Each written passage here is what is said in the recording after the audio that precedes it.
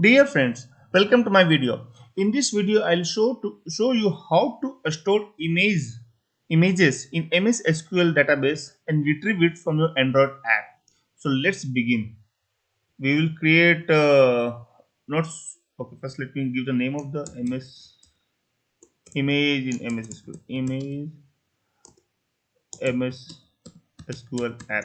You can name this app anything as usual and let this ID to load up. Once the ID comes up, it will look like this. So first and foremost, we will design a very simple layout probably.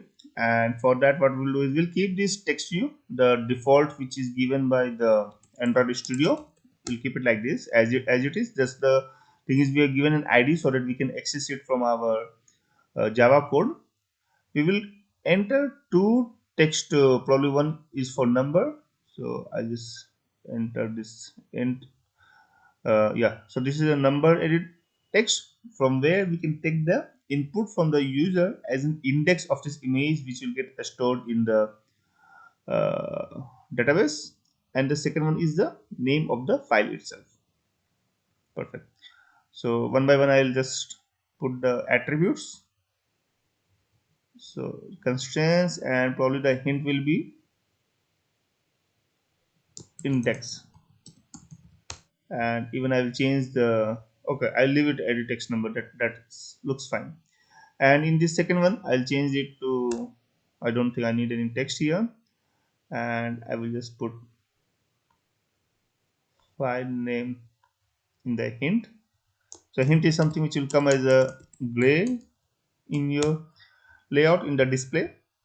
Okay, and this one I'll change from edit text file name. Perfect. Yes, refactored it, no problem. Okay, apart from this, probably I will add two buttons. One is to insert and one is to fetch. So once we enter the file name also, what we can do is we can insert this. I'm not putting update button. We can have update, insert. There are lots of other functionalities, but I'm just keeping it simple. One will insert the image in the database and the other one will be fetch. So I'll just put one more button over here, and that will be to fetch. Fetch means to query, of course, the stored image, whatever the index we give, and it will just fetch and show it to a image view. So I'll just bring an image view as well over here, and the default background could be anything. I'll just keep it gray. Yes, and this we can use text view to show our status. So probably I can just put a status also here. Status. Yes, refactor, of course, no problem. And you should always prefer to do refactor, of course. And here for the image view, I will add the constraints, and that's all. I think a few warnings will fix it one by one quickly. So good that Android Studio provides you these options here to fix automatically just by a click of a button most of the things. So just keep clicking fix, and that's it. So I'm creating resource for this, so just click fix, it will prompt you, and just click OK there, and that's it.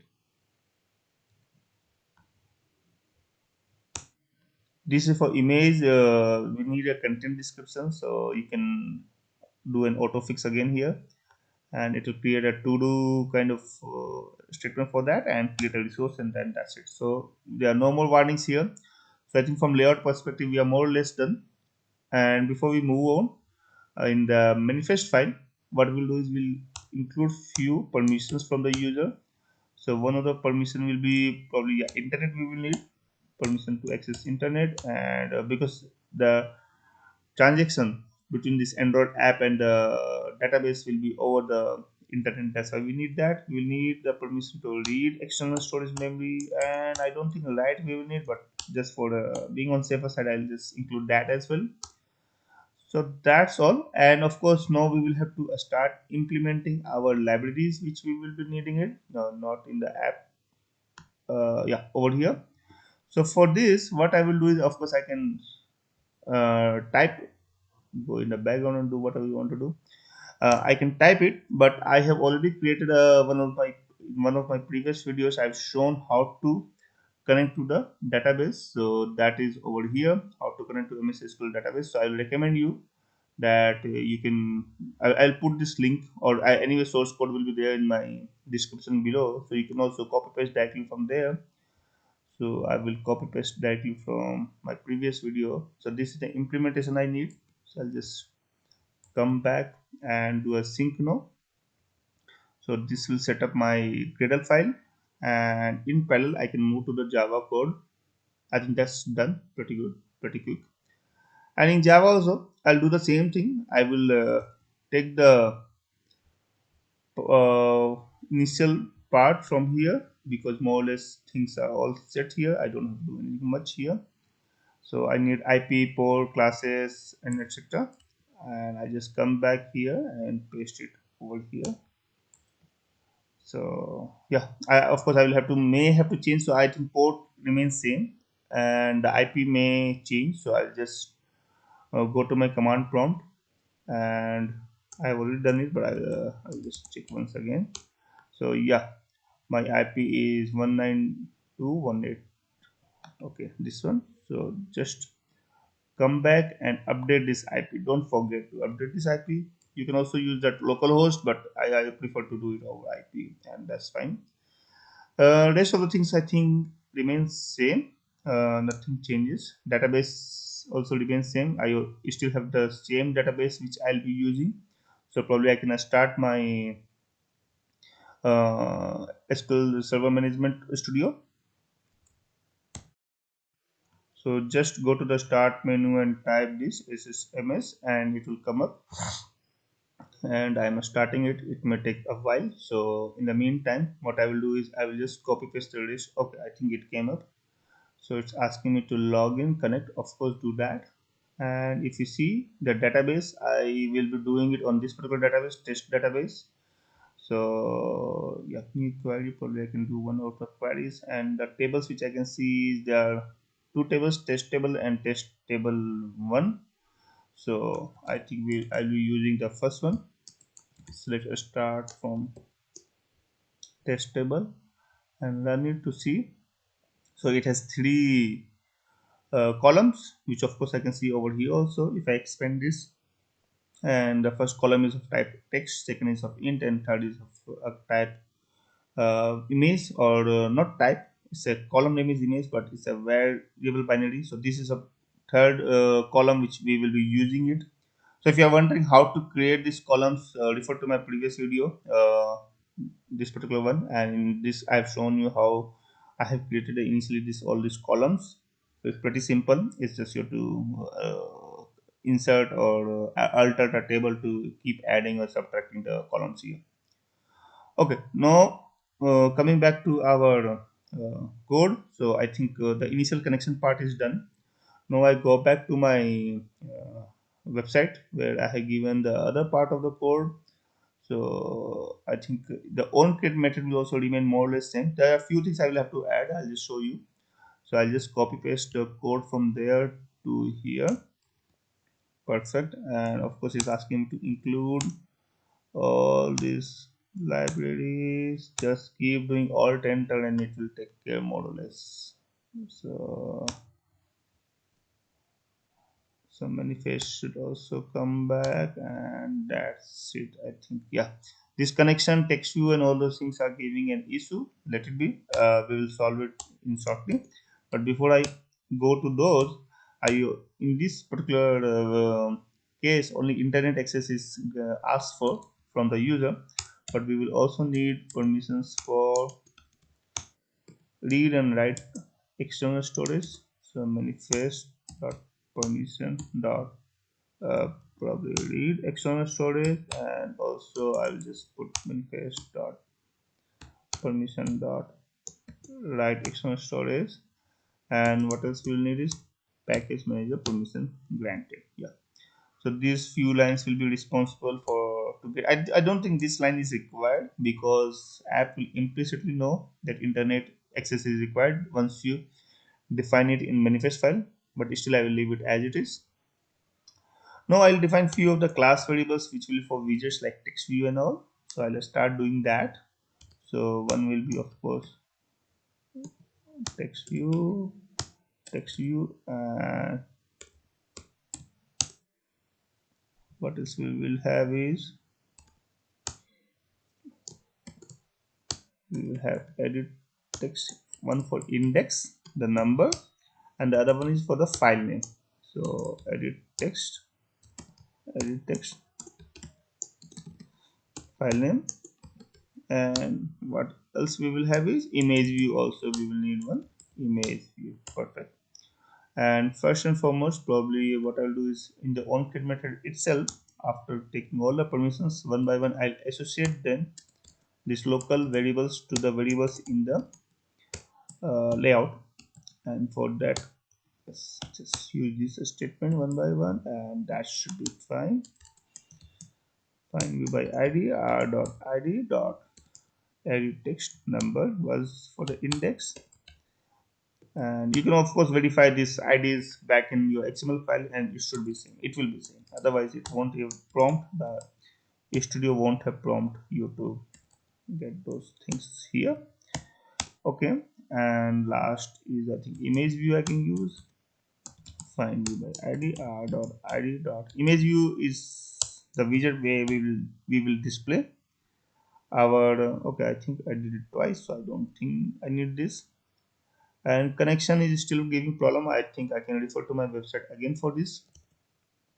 And what I can see is I created a class variable called connection, which I forgot to use it here. Perfect. So I will just put it here, and that's all. So more or less our framework or our initial part is ready, where we can see the connection and all. And now we have to create our methods, which is important for this particular video, which is button insert,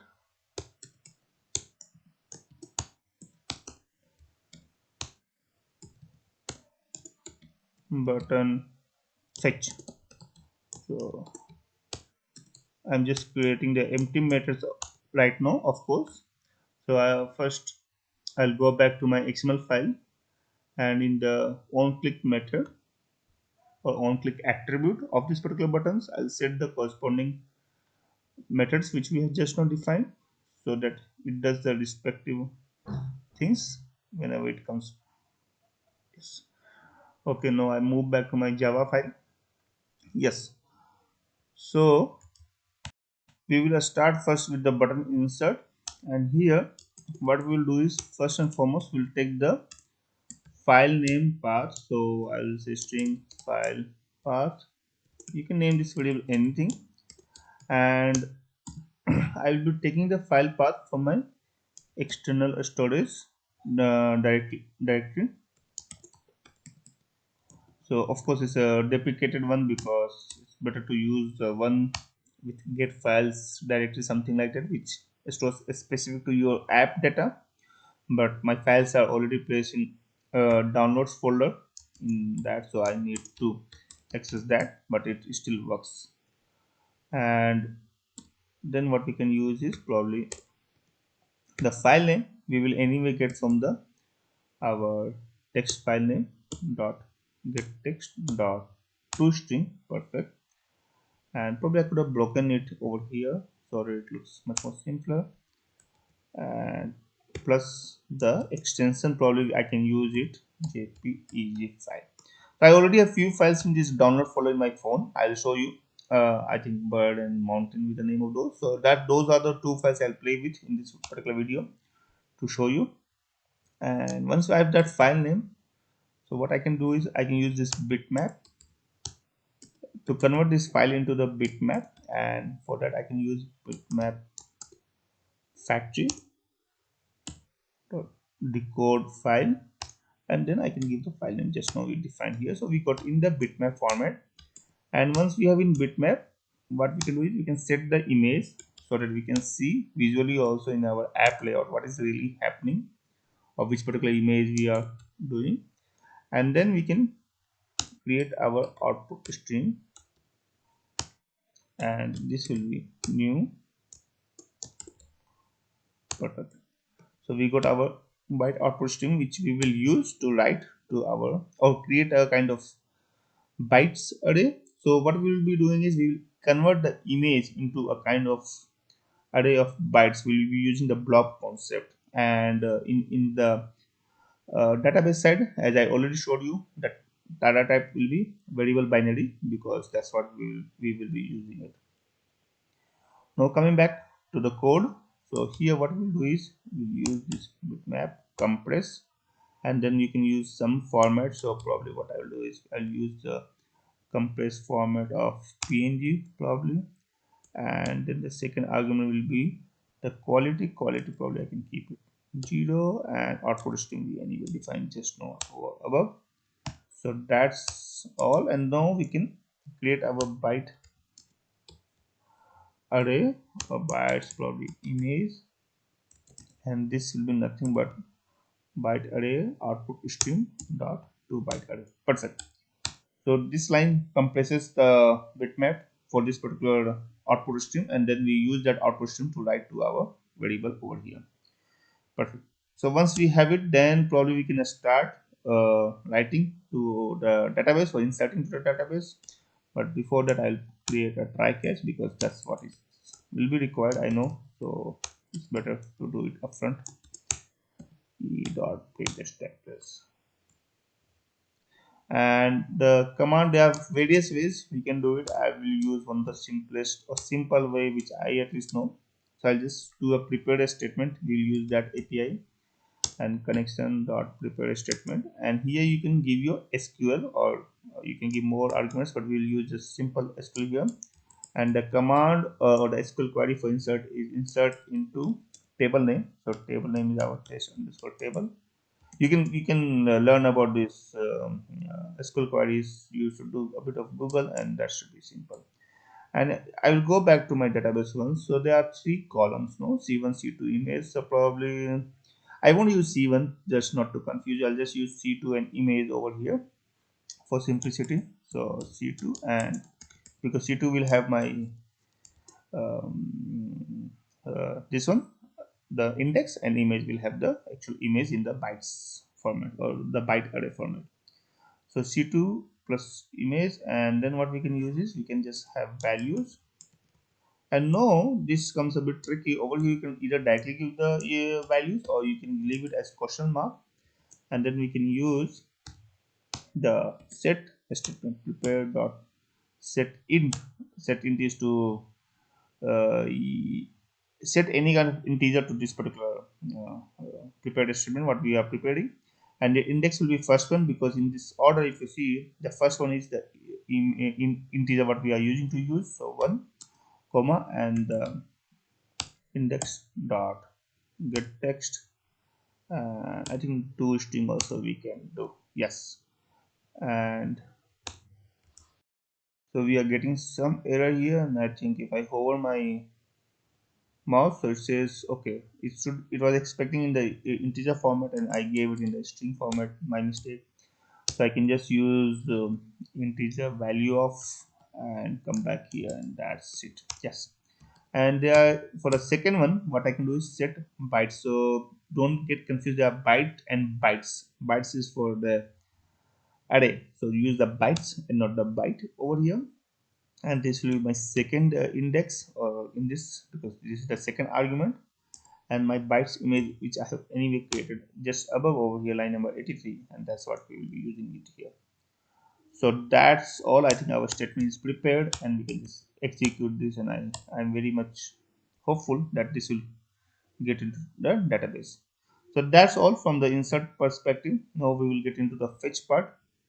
In fetch part we can directly write the queries, so that's why I will first itself create a kind of try catch so that I can encapsulate everything in try catch from the start itself. Yes, so here what we'll do is we'll use something called statement. We could have used prepared statement also, but I think I prefer to get the results through a statement, and that will be much more easier for me. So a statement, and then I can use the connection dot create a statement. So this will create a statement for me, and then I can use this a statement to execute my query. So but we have to take the return also, which we will take it in the result set. And then we can do is a statement which we just now created, execute query, and then we can write our SQL query here. So SQL or select, this time we will not select a star, we will be selecting only a particular column image from the table name, which is test underscore. So be careful with these names, because if anything you do wrong here, any typo error, I don't think you will have a chance to know what is the actual error. So similarly, I'll also give a space here. Yeah, because we will have to then debug it, and it's possible, but it's a bit tedious to get it. That how to, yeah. And where c2 equal to, and what we can do is we can just get the index, get text dot to string, yes. And probably I can just close this, because this should have been closed with a semicolon probably. I'm not sure if that is really required, but I always prefer to close my SQL queries with a semicolon as per the syntax in most of the cases. So yeah, once done this, then we can use this result set, and probably of course we'll have to go to the next, because that's how the cursor will move inside this. And once we have it, then we can again create a kind of byte array which will do the reverse. So we can name it as bytes image from DB or database or DB, just like that, yeah. And then we can use the result set to get the bytes, and the column index will be first. Because why it will be first is because we are just returning one here, one of the columns. Say for example, if we had returned select image comma c2 or c2 comma image, then in that case we have to see at what index this image is written. So if you c2 comma image, then column index would have been changed to 2. Perfect. Now we have the bytes array received from the database, and we will convert it back to our bitmap. So bitmap image db. I'll just name it something different to differentiate this from the bitmaps which we created in the previous method. And here what we can use is we can use the bitmap factory again to decode byte array. And here the first argument will be to bytes, no, bytes array, whatever what we got just above, offset will be 0, and the length, we can probably get the length of the array itself, so we can just use the length here. Perfect. I think, yeah, that should be fine. And then we can set it in our image to visualize what we have received from here, or you can even display the name, but I think it's better to visualize, so we can just use this particular thing over here. So that's all. I think I will just quickly run it in the emulator to see if our code works. I'll wait for the emulator to come up. In the meantime, I'll just clean up this code a little bit. I prefer to keep it a bit concise and to the place.